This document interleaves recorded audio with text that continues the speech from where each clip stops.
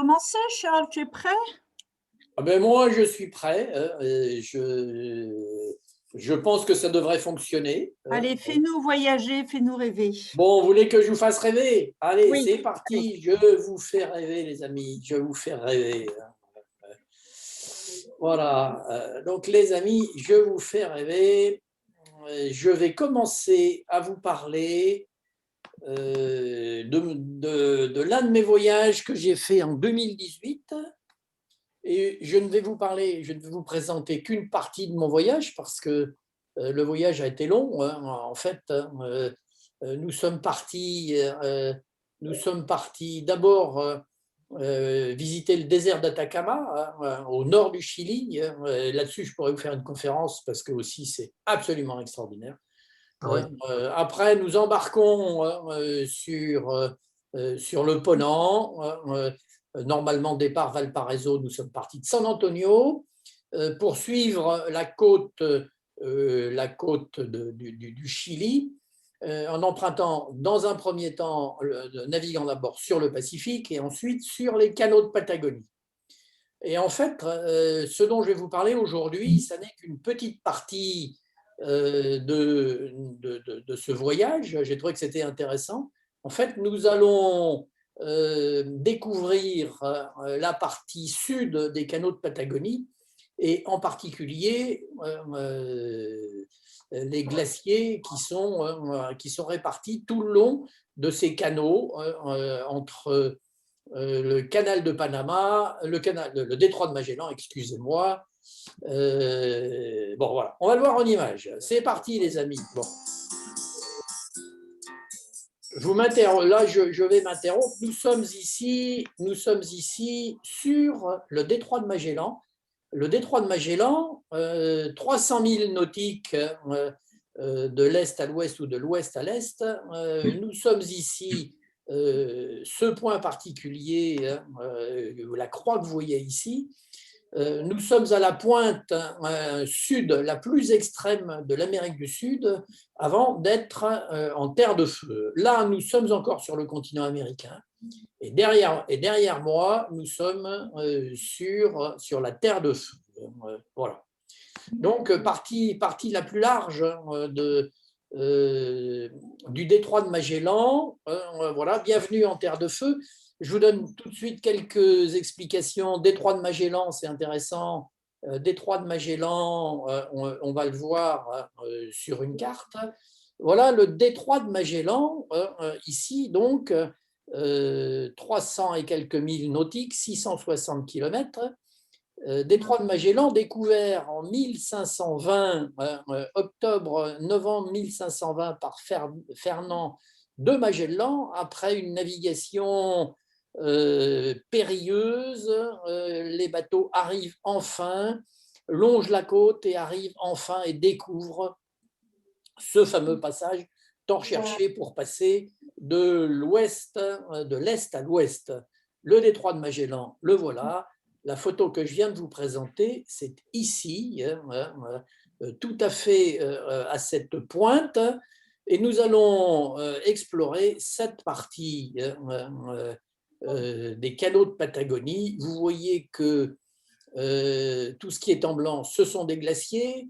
Les glaciers connus, les plus connus, en particulier Jean-Pierre, le Perito Moreno, tu vois qu'il est beaucoup plus au nord et qu'il se déverse côté argentin, alors que tous les glaciers que vous allez découvrir sont chiliens et se déversent dans la mer. Voilà.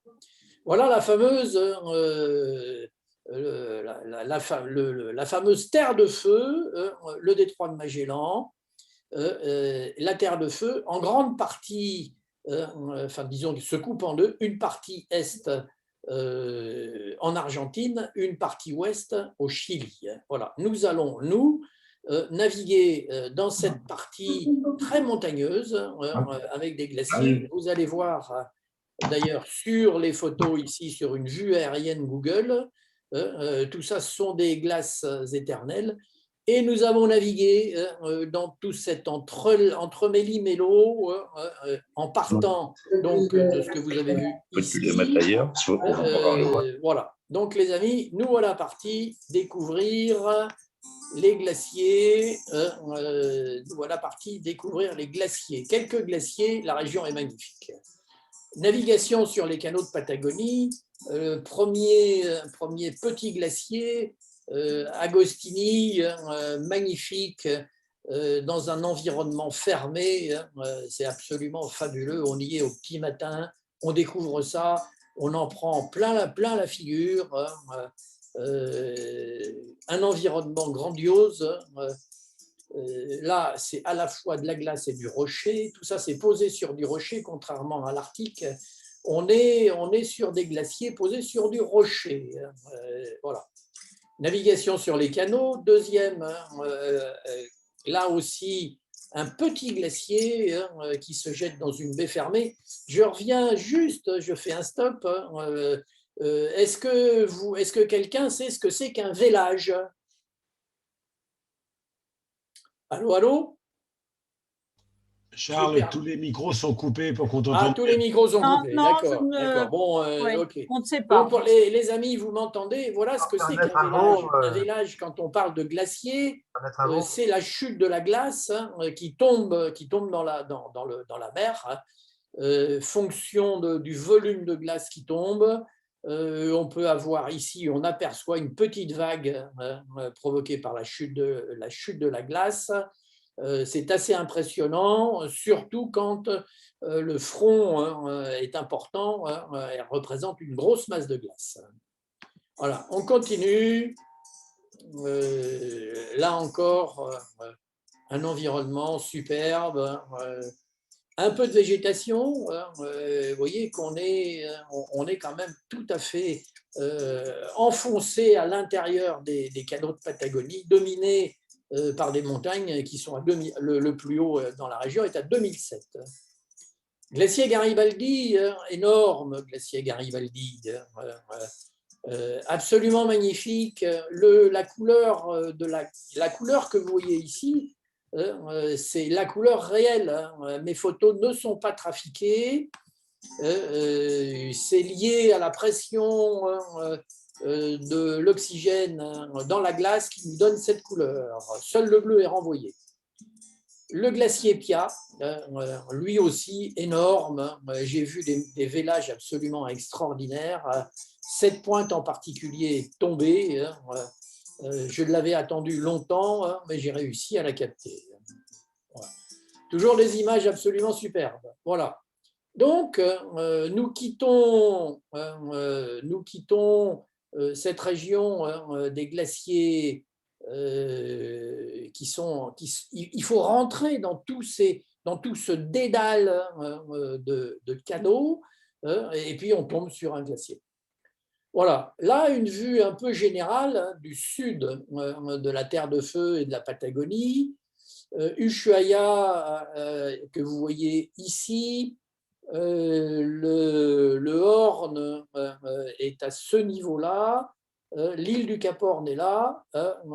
Je vais vous parler un peu là de cette zone de navigation. Ici, ça s'appelle le canal de Beagle, B-E-A-G-L-E, canal de Beagle, qui a été découvert vers les années 1820-1830.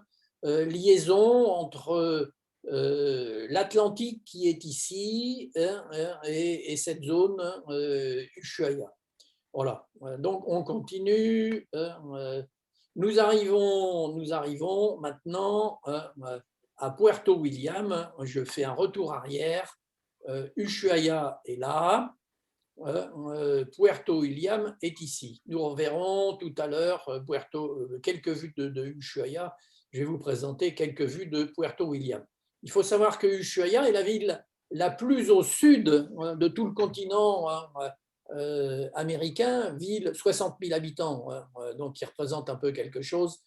Puerto William, c'est un village. Vous avez quelques villages qui traînent là encore au sud de l'île Navarino, mais Ushuaia, ville la plus septentrionale. Voilà. Puerto William, petit port, absolument magnifique. Nous arrivons donc, excusez-moi, je reviens un peu en arrière, je bloque. Voilà, nous sommes sur le canal de Beagle. L'Atlantique est en face de nous. Donc, vous voyez, coucher de soleil, la navigation sur ces canaux et sur ces zones étendues est toujours magnifique. Nous avons eu des ciels absolument extraordinaires. Le ciel bleu, ce n'est pas ce qu'il faut aller chercher dans ces régions-là, mais ça fait des paysages magnifiques. Parfois, il peut y avoir du ciel bleu quand même. Bon, notre petit engin pour descendre du bateau, aller en mer, route de la fin du monde, village de pêcheurs, notre bateau, place, le Rotary est en bonne place, puisque a financé l'aménagement de cette place. Quelques ossements de baleine, la première charrette, 1953, création de Porto William. Vous voyez qu'on n'est pas dans des dates qui sont, c'est pas très vieux tout ça. Je vous montre cette photo du ponton Micalvi. Ponton Micalvi, c'est connu de tous les navigateurs qui font de la circumnavigation, puisqu'en fait, c'est au niveau de Puerto William, le point d'arrivée des bateaux qui viennent soit de l'Est en venant d'Afrique ou d'Australie, soit de l'Ouest, l'océan Indien et l'océan, ensuite le Pacifique. Voilà. Bon, donc, il faut être un peu fou pour naviguer dans ces régions, mais il y a des gens qui aiment, et c'est le point de passage, le point d'arrêt pour aller de l'Est à l'Ouest. Voilà, donc là, nous sommes sur le canal de Beagle, nous arrivons à Ushuaia. Ushuaia, 60 000 habitants, je vous passerai l'historique de Ushuaia, heure de gloire avec la recherche de l'or.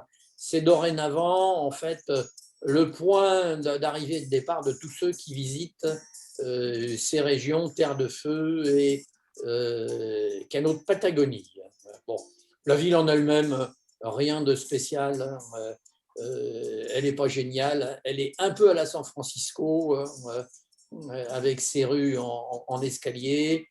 Voilà, donc la ville de Ushuaia, le soir, tranquillement, c'est assez sympa, mais rien de plus. Voilà la première partie de ma présentation sur cette partie sud des canaux de Patagonie, des glaciers. Je vais vous emmener maintenant, à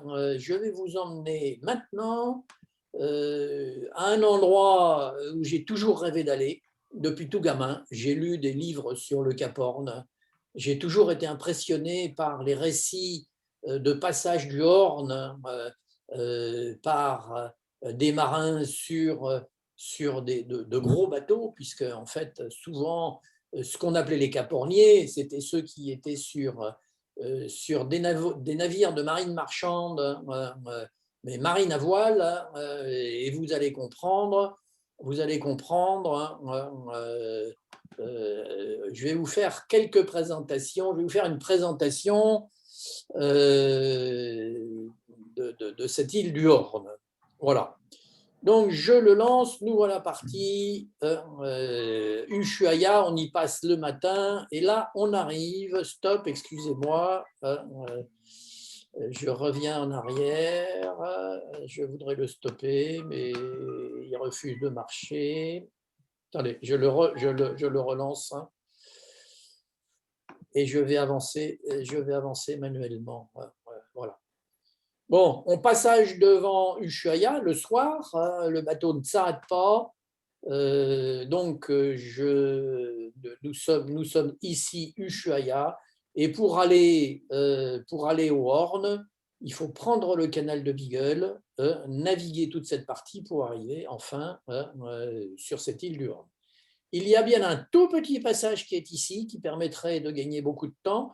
Le jour où nous avons navigué, le passage que vous voyez ici était fermé pour des raisons militaires, impossible de passer, donc il a fallu faire tout le tour. Voilà. Nous voilà arrivés sur cette île du Horn. Donc, ce qu'il faut que vous sachiez, c'est que sur le côté gauche, c'est l'océan Indien et l'océan Pacifique. À droite, l'Atlantique. Pourquoi le Horn a cette réputation? D'abord, quand est-ce qu'il a été découvert? Le détroit de Magellan a été découvert en 1520 par Fernand de Magellan. Le passage du Horn a été découvert à peu près une centaine d'années plus tard par un Hollandais. Et le nom de Horn, justement, vient de la ville de ce Hollandais qui s'appelait Horn, la ville Horn, H2ORN. Voilà. La réputation du Horn, je reviens dessus, elle est liée à quoi? Elle est liée aux vents dominants qui sont des vents d'ouest, donc qui viennent de la gauche, et qui ont eu toute la possibilité de s'étendre, de venir sans aucune perturbation, d'abord de l'océan Indien, ensuite de l'océan Pacifique. Le Cap Horn est situé au 55e degré de longitude sud. Vous avez sûrement entendu parler des 40e rugissants, des 50e hurlants pour ceux qui suivent un peu la navigation style Vendée Globe. Le Horn se trouve donc entre le 50e et le 60e parallèle. Le 60e parallèle, on parle des 60e sifflants tellement les vents sont puissants.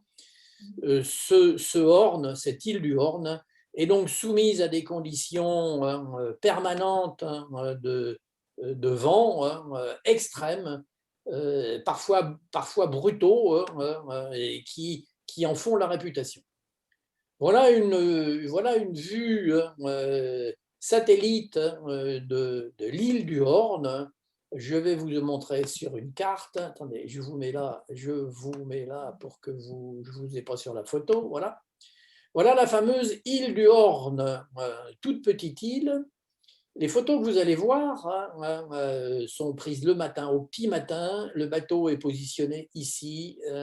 J'ouvre les rideaux et je tombe sur le Horn. Nous ne savions pas jusqu'à la veille si nous pourrions débarquer sur l'île. Le commandant avait entreaperçu une fenêtre de quelques heures de temps disponible. Il fallait qu'on soit à pied d'œuvre à 5h30 du matin de façon à profiter du créneau. Voilà.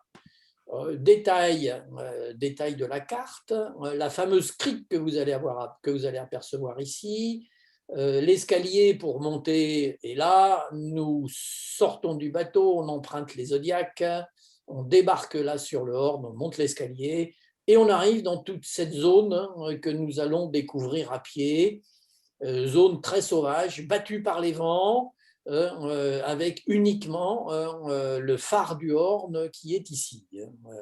Voilà. Donc, présentation, voilà. Voilà ce que je découvre au matin du 3 décembre en ouvrant la fenêtre de la cabine. Je suis pile poil devant le Horn. Le calme plat, le fameux monument du Horn. Nous nous approchons. Nous allons grimper par cet escalier environ 150 marches. Accès extrêmement difficile dans la partie inférieure. Vous allez le voir, c'est un peu acrobatique. On avait la chance d'avoir une mer d'huile. Le petit bateau que vous voyez ici part en expédition, voir si les conditions sont favorables au débarquement. Ça y est, nous sommes sur le Zodiac et nous voilà arrivés pour débarquer sur l'île du Horn. Vous allez voir que c'est un peu délicat. L'équipage a ramené des palettes de façon à ce qu'on évite de marcher sur des rochers qui sont extrêmement glissants, un peu acrobatiques, mais nous sommes aidés par le personnel de bord pour nous aider à grimper. Voilà. Au passage, vous voyez, vous trouvez un peu partout dans ces régions des statues de la Vierge. Les marins, effectivement, ils pensent beaucoup et vous n'êtes pas sans savoir les ex-voto qui sont mis par les marins dans les chapelles. Voilà, nous grimpons. Je ne peux pas m'empêcher de faire de la botanique, excusez-moi. Nous sommes presque arrivés en haut. Nous voilà sur l'île du Horn. Pour éviter, il y a quand même un certain nombre de touristes qui viennent, c'est pas full, mais pour éviter que les touristes ne s'égayent sur l'île et qu'on marche facilement, il y a des passages qui ont été réalisés. Voilà. Le Horn, ouais, c'est ça. C'est une île absolument désertique, quasiment pas de végétation ou une végétation rase. Rien ne pousse, sauf quelques éléments de végétation basse. Voilà. Première découverte du Horn. Le Horn, il est là, ici. Le monument du Horn, qui est ici. Nous y approchons un peu en cavalcade. Là encore, mon côté botanique. Il y a un peu foule, mais le Horn se mérite et on n'y est pas pour très longtemps. Voilà, fameux monument du Horn qui n'est pas très vieux, une vingtaine d'années. Qui représente un albatros, oiseau mythique du Pacifique. C'est magnifique, c'est grandiose. Donc là, je ne prendrai pas le temps de lire cette plaque sur l'albatros mythique. Le monument du Cap Horn pour tous les marins qui sont morts dans cette zone. Environ 76 naufrages ont eu lieu dans ces eaux absolument épouvantables du Horn. Voilà.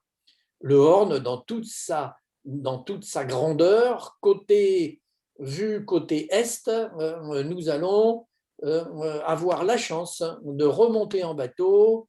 Voilà le Horn de plus près. Voilà, le Horn, la plaque, ici, vous voyez, détail France, Saint-Malo, 7069 milles nautiques. Voilà, donc nous revenons du monument et nous allons nous diriger vers le phare du Horn. Voilà le fameux phare du Horn. Le phare n'est pas sur le Horn en lui-même, il est sur l'île du Horn, mais à l'extrémité est de l'île, avec le phare, maison d'habitation.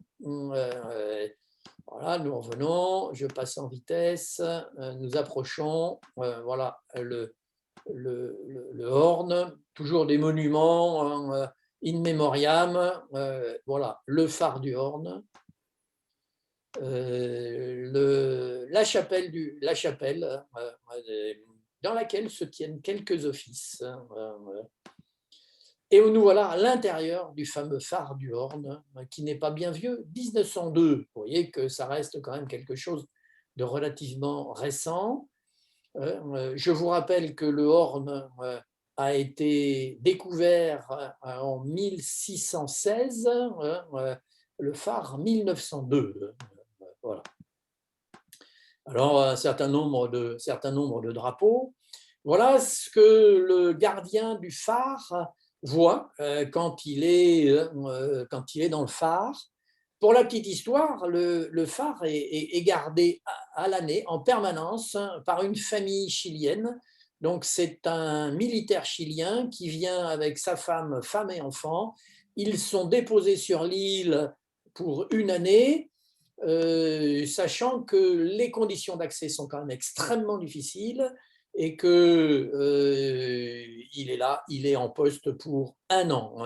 Donc, ils ont la chance quand même de voir un peu de monde au travers des visiteurs de l'île, vendent quelques souvenirs, remplissent un certificat comme quoi on est venu. J'ai mon certificat, je ne vous en ai pas présenté la photo. J'ai mon certificat que je suis bien allé sur l'île du Horn. Voilà, nous redescendons, nous reprenons le bateau, toujours mon esprit de jardinier. Bon, les autochtones du pays, voilà, et donc ils sont là à l'abri dans cette crique très abritée, enfin très abritée. Aujourd'hui, elle est abritée, mais c'est encore l'endroit le plus abrité de l'île. Ils se font un peu de gras. Voilà. Nous reprenons le bateau. La crique dans laquelle nous sommes montés est ici. Nous passons, donc là, nous sommes au nord de l'île du Horn. Nous faisons le tour. Là, nous sommes au sud. Voilà le phare du Horn, voilà le monument, et nous nous dirigeons vers le Cap Horn. Voilà, nous longeons l'île du Horn, par le sud. Nous avons la chance d'avoir des conditions de mer à peu près acceptables. Voilà, donc la crique où nous étions, elle est ici. Nous faisons le tour avec le bateau. La pointe du Horn, elle est là. Le Cap Horn, il est là. Là. Magnifique, extraordinaire. Nous avons eu la chance de le découvrir dans toute sa grandiosité, dans toute sa splendeur, dans toute sa majesté. Voilà, Monsieur le Horn, rocher mythique, 436 mètres de haut, et c'est pour ça que les marins le voient de très loin. Mais souvent, quand vous voyez les bateaux du Cap Horn, enfin les bateaux du Vendée Globe, parfois vous apercevez une silhouette dans le fond. C'est cette silhouette-là que vous voyez, mais 436 mètres, vous n'en voyez que la partie haute, en raison de la rotondité de la Terre. Voilà. J'avais un rêve de gamin, c'était d'être au pied du Horn, et me voilà au pied du Horn. Voilà. Le Horn, le bateau, le nez du bateau, sur le côté de la passerelle du bateau. Je vous lance un peu la vidéo. Nous voilà donc au pied du Horn, la veille, 7 mètres de creux, 8 mètres de creux. Le vent commence à se lever. Vous voyez que tout à l'heure, quand on était au nord de l'île, c'était calme plat. Là, c'est plus tout à fait calme plat.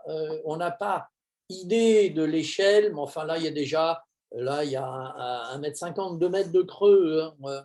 Donc, c'est rien du tout.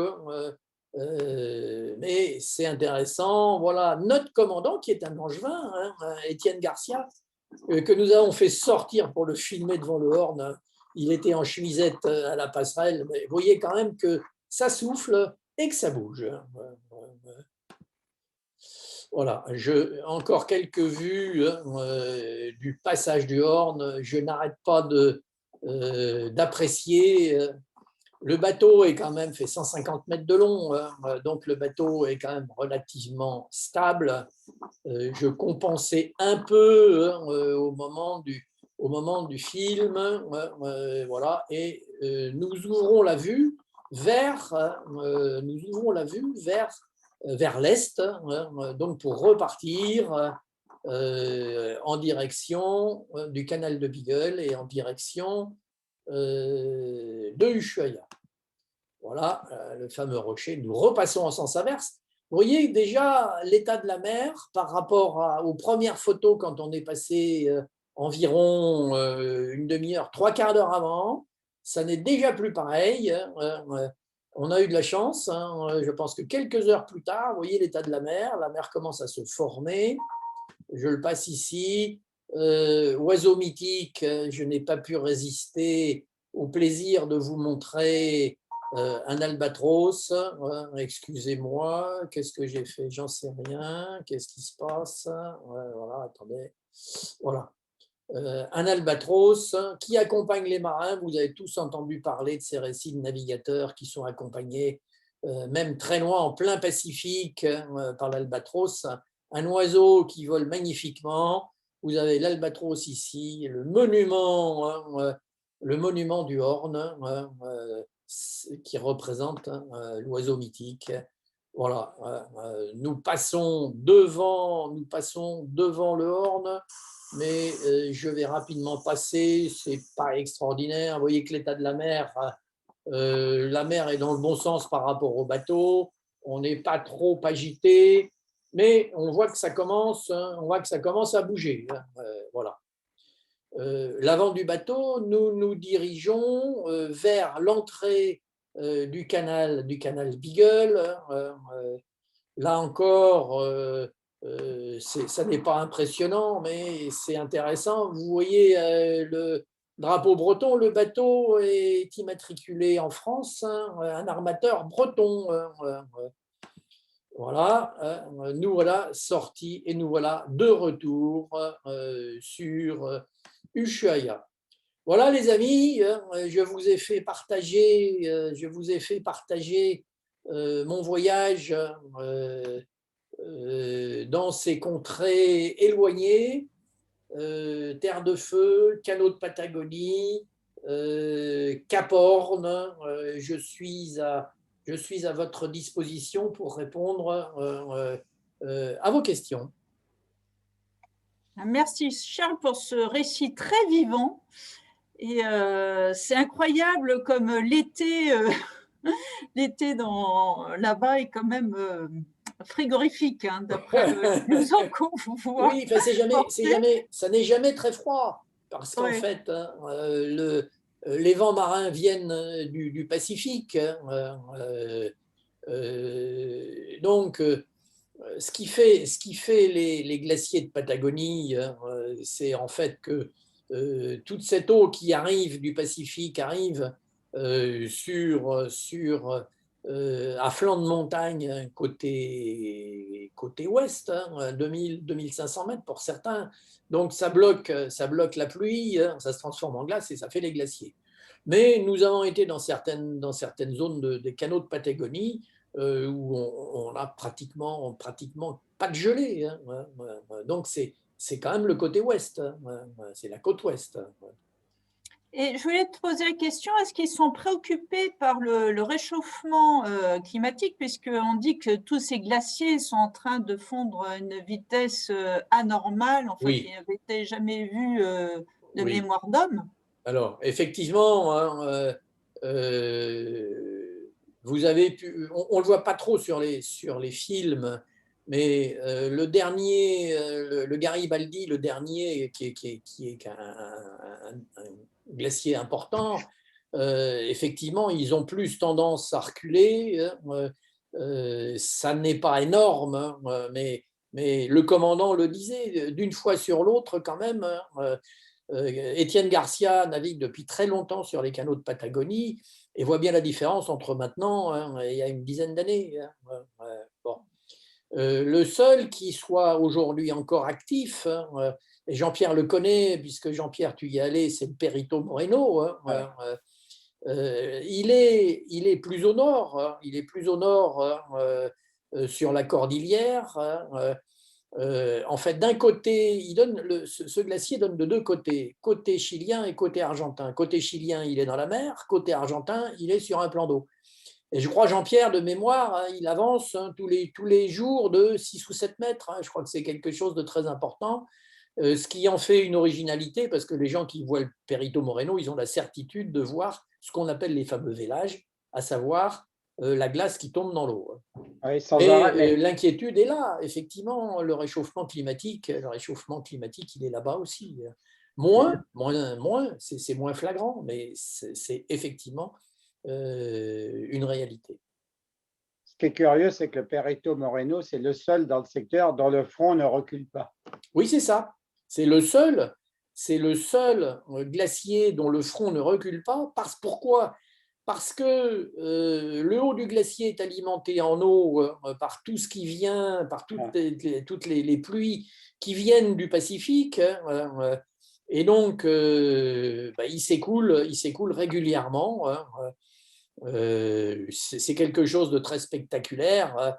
Les gens connaissent plus les glaciers côté argentin que côté chilien. Le Perito Moreno en étant le grand exemple. Et Gilda, toi qui voyages partout dans le monde, est-ce que tu connaissais cette région Terre de Feu? Terre de Feu, non. Par contre, le Perito Moreno, je l'ai vu des deux côtés. Il est plus beau côté argentin que côté chilien. Oui. Mais je ne suis pas allé plus au sud. Je ne suis pas allé à Ushuaia, par exemple. D'accord. Mais Ushuaïa, on est très loin du Perito Moreno, parce que le oui. Perito Moreno, il est à peu près au milieu du Chili. En fait, il y a deux zones de glace. Je vous l'ai montré tout à l'heure sur les photos. Il y en a une qui est bien nord-sud, à peu près à la moitié du Chili. Et puis, toute cette cordillère, toute cette zone de Darwin, qui est, elle, plus nord-ouest, sud-est,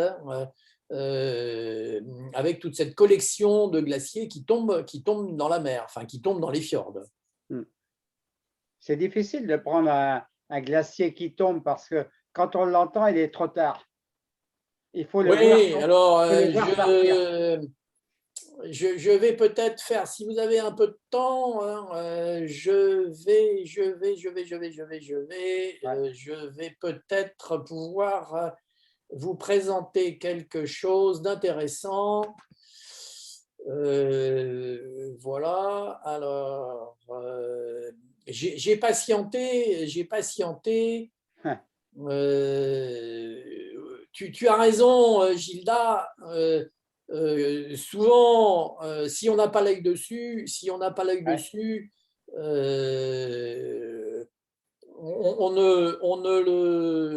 ne le voit que trop tard. J'ai eu la chance de me mettre en poste pour 2 heures sur la passerelle du bateau. Et j'ai pu, alors j'ai pas fait un film malheureusement, je pensais que j'aurais pu réaliser un film. J'ai fait du film en rafale. Vous allez voir, voilà, par exemple, donc là, ça ne demande qu'à tomber. Tu vois, le fameux village ici, voilà le front, c'est ce que j'expliquais tout à l'heure. Vous allez les voir. Regardez, je vais passer de cette façon. Vous voyez bien l'écran? Ouais, très bien, très bien. Voilà. Ah oui. Voilà. Ça n'est pas un film, c'est Des photos en rafale. Regardez la zone centrale qui est en train de tomber. Ah oui. En fait, super. à partir du moment où cette zone a commencé à tomber, ça a été extraordinaire. Ça a été un enchaînement absolument extraordinaire. Vous voyez les blocs de glace qui tombent. Faut mieux pas être dessous. Et attention à la vague. Ça fait un mini tsunami. Voilà la partie. Quand la partie de glace est tombée. Super. Là, j'ai été quand même récompensé de mon attente. Cette couleur Et bleue regardez, ça c'est le plus extraordinaire. Regardez ce qui se passe là. En fait, toute cette zone a été complètement déstabilisée et le poids de la glace fait que c'est parti. Regardez ça. C'était grandiose. Ouais. Et je ne vous dis pas le bruit. Et regardez le retour. C'est une explosion. C'est énorme. Mais là, c'est énorme. Oui, c'est 100 mètres de haut. Un petit bateau, il serait là, juste un Zodiac. C'est au moins 100 mètres de haut. Ah oui, mais c'est impressionnant. Voilà. Et là, ça retombe. Il faut que je m'achète un logiciel pour convertir mes photos en rafale en film. On va être spécialiste des jets d'eau. Bon, voilà. Vous voyez, le Zodiac, là, il est loin. Et tout ça, en fait, c'est toute cette partie de glace qui est tombée. Voilà, ce qui reste après le village, c'est magnifique. Moi, je ne me lasse pas de voir ces images. Donc là, j'attendais, j'étais en attente, tombera pas.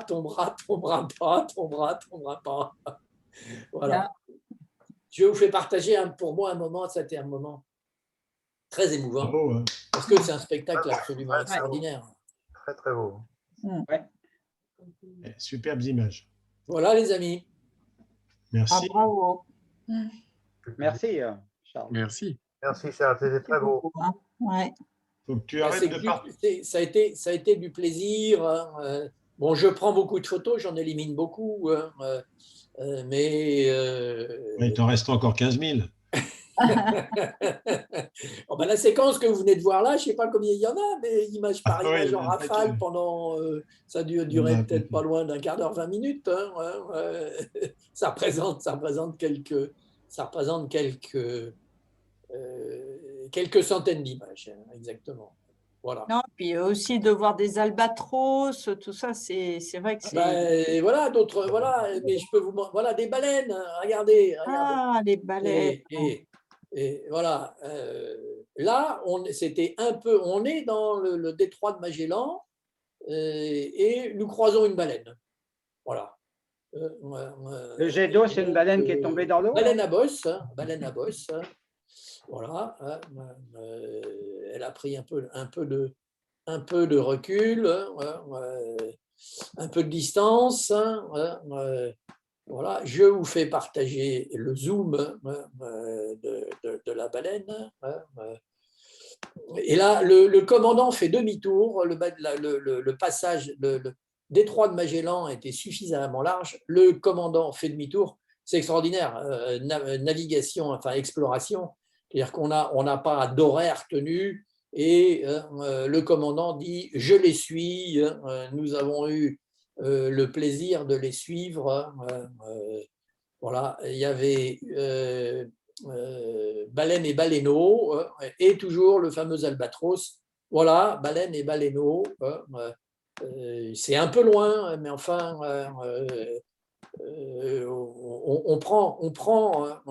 on n'est que du plaisir. Ah oui, ça c'est juste une phrase intéressante. Voilà, nous sommes comme la glace. La vie nous fait parfois chavirer et nous changeons de forme. Voilà. Le fameux, voilà, le Perito Moreno, il est là. Hein. Donc, la frontière argentine et chilienne est là. Nous étions beaucoup plus au sud. Nous étions dans toute cette zone, hein, Cordillère Darwin. Hein, Cordillère Darwin, parce que Darwin a navigué sur le canal de Beagle, l'un de ses voyages dont il a ramené beaucoup de choses, et c'est pour ça que ça s'appelle la Cordillère Darwin. Voilà les amis. Mais je serai insatiable. Voilà. Bien, merci. Hein. Et je suis très content de vous avoir fait partager des moments absolument extraordinaires.